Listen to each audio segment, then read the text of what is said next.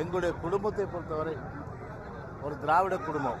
அதாவது பார்த்தீங்கன்னா 75 ஆண்டு காலம் எங்களுடைய அப்பாவுடைய அண்ணன், அவர் பேரே வந்து தேசுங்க, ஆனால் இயற்பெயர்.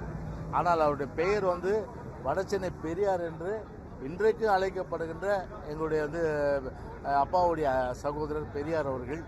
அந்த ஒரு வாரிசு எங்கள் அப்பா இந்திய எதிர்ப்பு போராட்டம், சுதந்திர தின போராட்டம், அதே போன்று பேருந்து அண்ணாவால் அடையாளம் காட்டப்பட்டு சென்னை மாநகராட்சியிலே வந்து கவுன்சிலராக சீட்டு கொடுத்து நிலைக்குழு தலைவர், இப்படி பல்வேறு சிறுசேமிப்பு துணைத் தலைவராக புரட்சித் தலைவர் எம்ஜிஆர் இருந்த காலகட்டத்தில், அந்த காலகட்டத்தில் கூட வந்து ஒரு துணைத் தலைவராக அவர் இருந்த நேரத்தில் வந்து ஒரு உறுப்பினராக அதில் கூட இருந்திருக்கார். அப்படி ஒரு நீண்ட நெடிய ஒரு திராவிட பாரம்பரியம், நீண்ட நெடிய ஒரு திராவிட பாரம்பரியம், ஒரு தன்மானத்தோடு வளர்ந்த குடும்பம். பதவிக்காக சரி யார் வீட்டு வாசக்காலையும் போய் நின்ன வரலாறு எங்கள் குடும்பத்தும் கிடையாது, எங்களில் சில பேருக்கும் கிடையாது. அதனால் அந்த அளவுக்கு வந்து பார்த்தீங்கன்னா ஒரு தன்மானத்தோடு இருக்கின்ற அனைத்து இந்திய அண்ணா திராவிட முன்னேற்ற கழகம் அடையாளம் காட்டியது, ஒரு அந்தஸ்தை கொடுத்தது. புரட்சி தலைவி அம்மா அவர்கள் வந்து பெருமளவுக்கு பார்த்தீங்கன்னா வந்து இன்றைக்கி வந்து உலகம் ஃபுல்லாக தெரியுதுன்னா இன்றைக்கி வந்து என்னை அடையாளம் காட்டியது யார்? அனைத்து இந்திய அண்ணா திராவிட முன்னேற்ற கழகம், பொன்மனச்செம்மல் புரட்சி தலைவர் எம்ஜிஆர், புரட்சி தலைவி அம்மா தான்.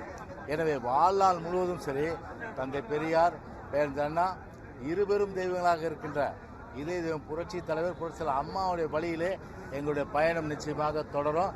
எனவே ஒரு பொய் செய்திகளை பரப்பி அதில் ஒரு அற்ப ஆசைகள் தயவுசெய்து கொள்ள வேண்டாம் என்று இந்த நேரத்தில் நான் வந்து அன்போடு கேட்டுக்கொள்கின்றேன். யார்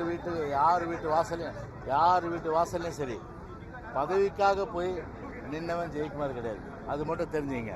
பதவிக்காக நின்னவன் ஜெயக்குமார் கிடையாது, வாசல் கதவை தட்டியது கிடையாது.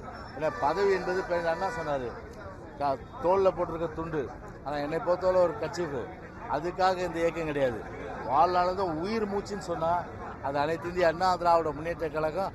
அந்த அனைத்து இந்திய அண்ணா திராவிட முன்னேற்ற கழகன்ற அந்த ஒரு மாபெரும் இயக்கம் தலைவர் ஆரம்பித்து இந்த தீய சக்தியாக இருக்கின்ற கருணாநிதியை வந்து ஒழித்து விட வேண்டும் என்பதற்காகவே இயக்கம் ஆரம்பித்தார்கள்.